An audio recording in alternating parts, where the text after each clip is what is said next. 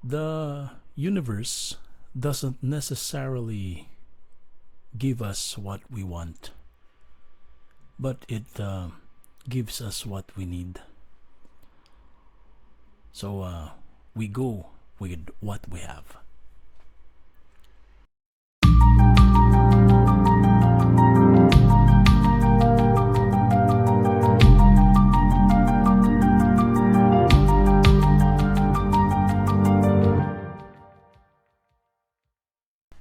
Hello everybody, welcome to another edition of Blue Bacon Sandwich. And go with what you have. It's actually a word of encouragement para po sa ating mahal na presidente, President Rodrigo Duterte. Yan, magandang hapon po or magandang umaga, magandang gabi. No, I don't know what time you'll be able to reach this I don't know what time this message will be able to reach you. Pagbati po mula po dito sa France. My name is Bobby Blue, Emile Ponce, and I'm a migrant here in Paris. And I just saw the news about the Philippines being downgraded to modified enhanced community quarantine. And so some people are able to go out while some are safe in their homes, safe in their homes. Let's change the term stuck in their homes. You're not stuck at home. You're safe at home. And we have to appreciate the wisdom behind why the wisdom on why some locations are still on lockdown, some areas are still on lockdown. We need to appreciate the wisdom behind that. And dalawa lang po kasi yan sa mga kababayan ko pong mga Pilipino na nandyan sa Pinas. Dalawa lang po kasi yung choices natin, Number one, either you're bored but alive inside your house, or number two, you're happy, excited but dead outside your house. Diba? Ulitin ko po, dalawa lang yung choices po natin ngayong COVID-19.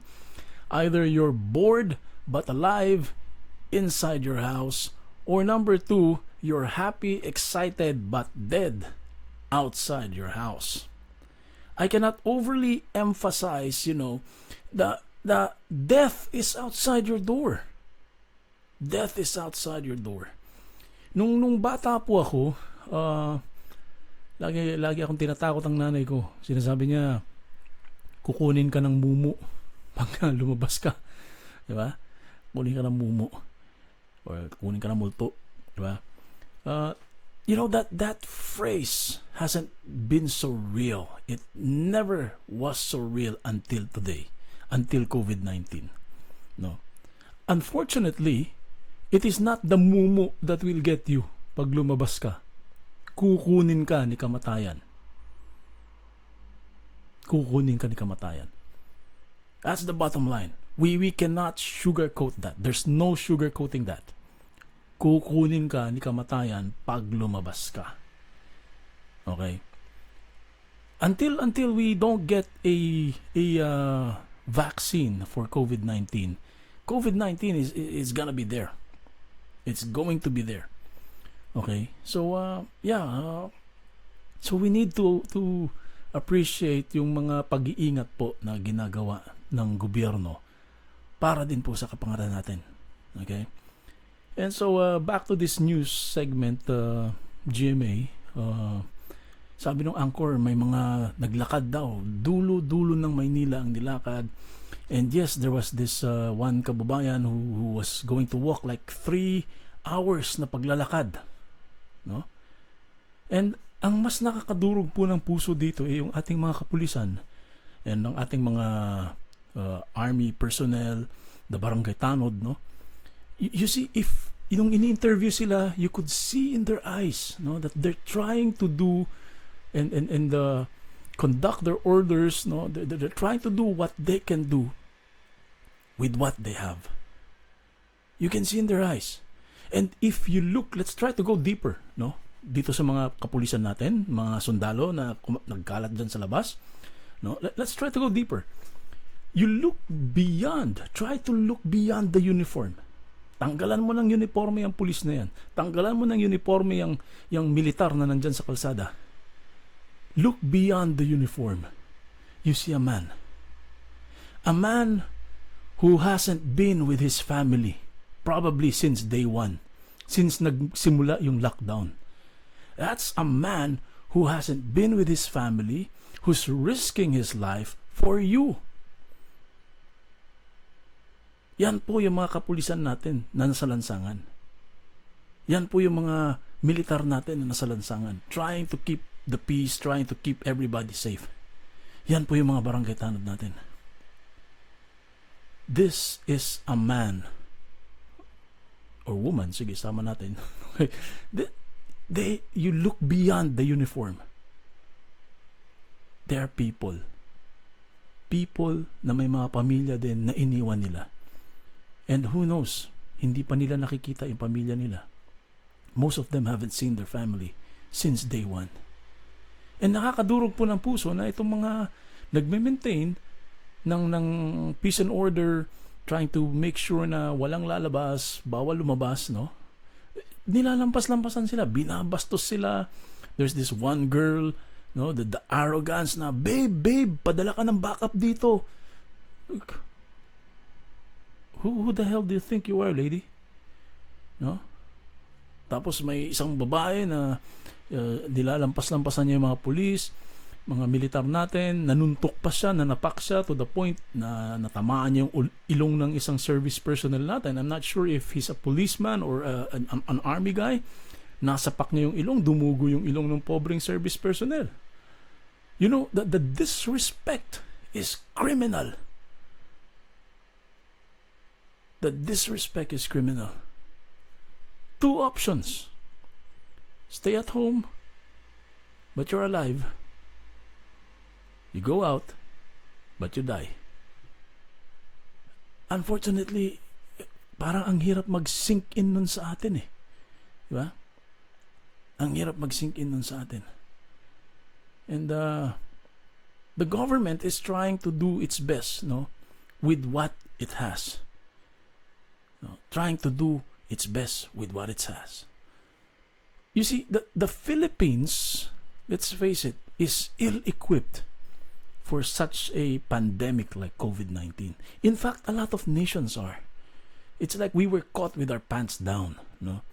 These first world countries like the United States, France, Germany, Japan, diba? Spain, Italy. Wow.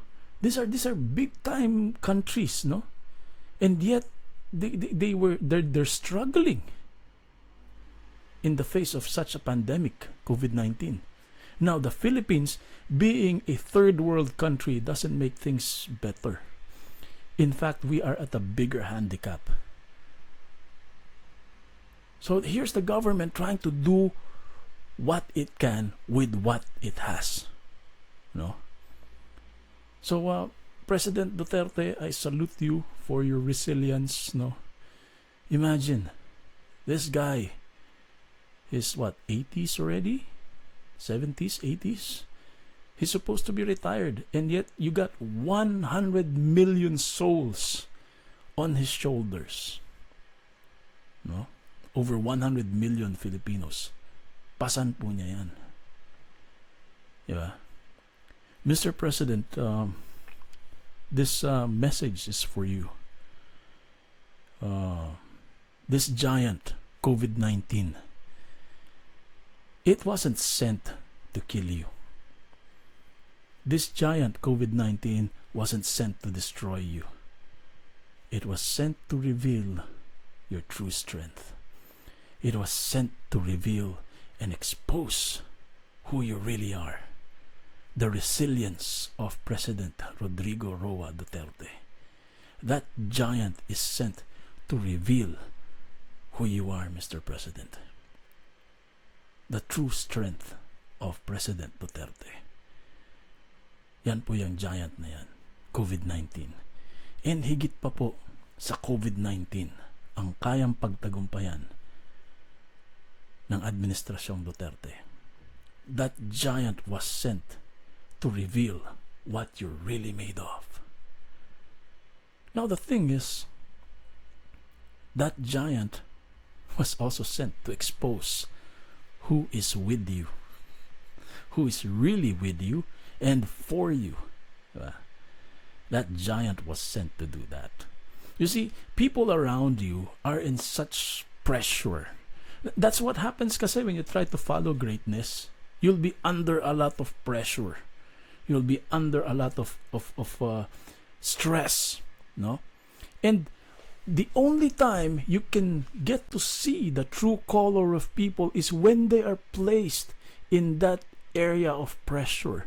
When they are put in that place of pressure, that moment of pressure, that's when you get to see who is really with you. That's when you get to see their true colors. When they are under pressure. Yes, kasi it's easy to be with somebody when that somebody is victorious. It's easy to identify with somebody when that somebody is in his moment of exaltation. Now, it takes a special kind of person to still stick with you in the moment of your aggravation. It takes a special type of person to still stick with you in your moment of defeat, in your moment of uncertainty, those times of when you're in the valley of death, the valley of not knowing kung tama pa ba itong ginagawa natin. The dark moments of people turning their backs. It takes a special type of person to stick with you in your moment of aggravation. That giant, COVID-19, was sent to expose the phonies around you, Mr. President. Yeah. They're sent to expose who they really are. Go with what you have, Mr. President. Go with what you have. We are not yet out of the woods. Yeah, yes, hindi po ibig sabihin, mga kababayan, na porket lumabas tayo, nakakalabas na tayo, wala ng COVID-19. Again, as I've said, the bacteria, that virus, that COVID-19, it's gonna be there as long as hindi tayo makahanap ng vaccine. So here's the president. He goes on the air saying by January we'll have the vaccine. We'll probably have the vaccine ready. Until then, stay alive. Diba? Don't die. Huwag ka munang mamamatay. Diba? Unfortunately, some people are trying to misconstrue again that word of the president. No. I don't know. Sabi ko nga, when I first heard it, sabi ko, I don't know if you've watched Game of Thrones. No. There's this dialogue there that says, "What do we say to death when death comes knocking at our door? Not today." And sabi nga, did I just hear a Game of Thrones dialogue? Na tinagalog lang ng presidente yung sinabi dun eh. It's basically, that's it. Not today. When death comes knocking at your door, not today. Stay alive.